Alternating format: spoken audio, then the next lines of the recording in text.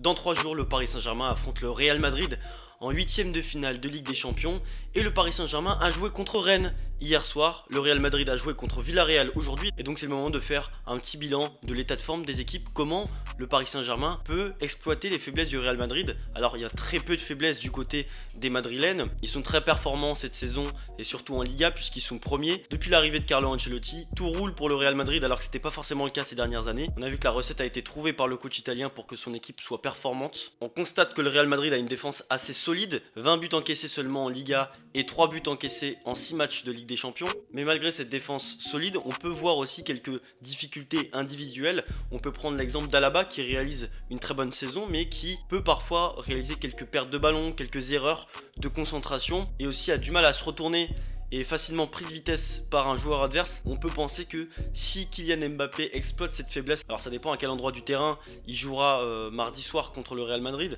En tout cas, Kylian Mbappé c'est une des plus grandes menaces du football européen à l'heure actuelle et mettre Alaba en face de lui, ça pourrait lui faciliter la tâche. Alors c'est un très bon défenseur Alaba, mais c'est pas un défenseur central de métier. Donc il a une polyvalence mais qui a des limites. On peut aussi parler du jeu de tête défensivement ou offensivement. Défensivement, Militao et Alaba, c'est pas leur fort, le jeu aérien. Ils sont pas forcément très grands en plus. Donc je pense que le Paris Saint-Germain peut en profiter sur les coups de pied arrêtés, notamment à l'instar de Marquinhos qui est le joueur le plus dangereux au niveau aérien du côté du Paris Saint-Germain. Alors il n'y en a pas beaucoup certes, mais je pense que voilà, si on se concentre sur cet aspect là, de jouer sur Marquinhos lors des coups francs indirects ou lors des corners, je pense que ça peut être intéressant aussi. Le Real Madrid a buté contre Villarreal cet après-midi, 0-0, un match très rythmé certes, mais les coéquipiers de Vinicius Junior n'ont pas trouvé la faille face au sous-marin jaune et peut-être c'est dû à l'absence de Karim Benzema qui pèse énormément sur les défenses et on peut ressentir aussi cette dépendance vis-à-vis de la paire Vinicius Junior Karim Benzema, et comme Benzema n'était pas présent, Vinicius a essayé de faire le boulot tout seul. Il n'a pas réussi à s'appuyer sur ses autres coéquipiers offensifs, donc il y avait Gareth Bale et Asensio qui est un joueur en forme mais qui n'a pas forcément été très dangereux cet après-midi. On a vu du côté du Real Madrid des erreurs de relance, tout simplement parce que Villarreal a très bien exercé son pressing dans l'axe et les joueurs du Real Madrid n'ont pas pu forcément être dans des conditions idéales pour relancer, et donc c'est ce que le Paris Saint-Germain doit aller chercher à la perte du ballon, essayer de presser un maximum dans le camp adverse, et en exerçant un pressing incessant, on peut couper leur transition offensive, et surtout que le Real Madrid est redoutable en contre-attaque, à l'instar d'Asensio et de Vinicius Junior, orchestré par Benzema, parfois aussi fini par Benzema. Tout dépend si Benzema sera sur le terrain mardi soir. En tout cas, c'est une pièce essentielle du Real Madrid et ça tout le monde le sait. Contre Villarreal, on a pu voir que c'est le côté gauche qui a pris l'eau parce que Marcelo a été aligné et qu'il est plus aussi performant qu'avant. Et surtout, dû à l'absence de Ferland Mendy qui fera certainement son retour mardi soir. Donc ce qui s'est passé cet après-midi n'est pas forcément représentatif de ce qui va se passer mardi soir. En tout cas, ce qui est sûr, c'est que en dehors des faiblesses, Vinicius Junior, Asensio ou Rodrigo sur les côtés, ça va très vite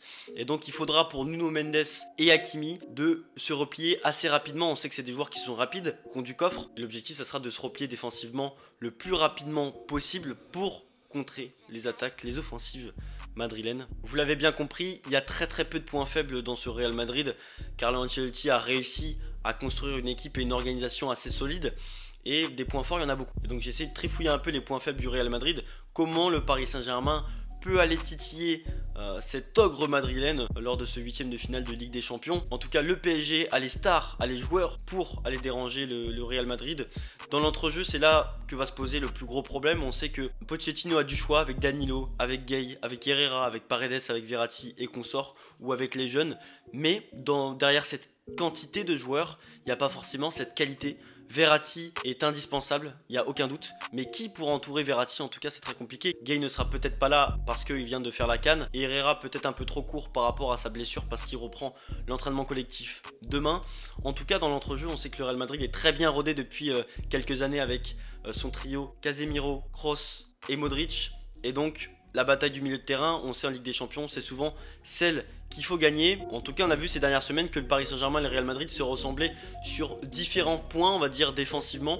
Le Paris Saint-Germain, défensivement, s'est beaucoup amélioré par rapport au début de saison. Le Real Madrid est une véritable forteresse. On ne sait jamais à quoi s'attendre avec ces deux équipes. On peut très bien assister à un match fermé comme à un match ouvert. Pour rappeler, c'est que le Real Madrid, sur ses 4 dernières rencontres, c'est une victoire, 2 matchs nuls et une défaite. Donc, le Real Madrid est prenable. Et donc il y a une toute petite chance pour que Neymar retrouve le terrain face au Real Madrid. Mais en tout cas, ça ne sera pas titulaire, c'est sûr et certain. Pour Sergio Ramos, ça va être un peu plus compliqué. Et donc, on va dire qu'on est presque au complet du côté du Paris Saint-Germain. Il manque quelques joueurs. Et du côté du Real Madrid, Ferland Mendy et Benzema devraient être présents. Et donc là, il y a tous les ingrédients normalement pour assister à un très beau match. Ce qui est positif à retenir, c'est surtout les performances de Kylian Mbappé, sa condition physique et mentale.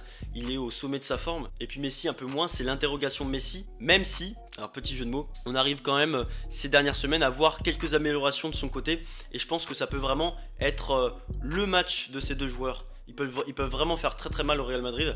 Kylian Mbappé, il est sur sa continuité et donc Lionel Messi il a été recruté au Paris Saint-Germain pour ce genre de match. Et donc c'est à lui de faire la différence, de montrer de quoi il est capable dès mardi soir. Merci de m'avoir suivi dans cette vidéo sur le Real Madrid. En tout cas, on est à 3 jours du choc. J'ai hâte de voir ce que ça va donner. N'hésitez pas à dire en commentaire quel score vous voyez pour ce Real Madrid Paris Saint-Germain, pour ce Paris Saint-Germain Real Madrid pardon.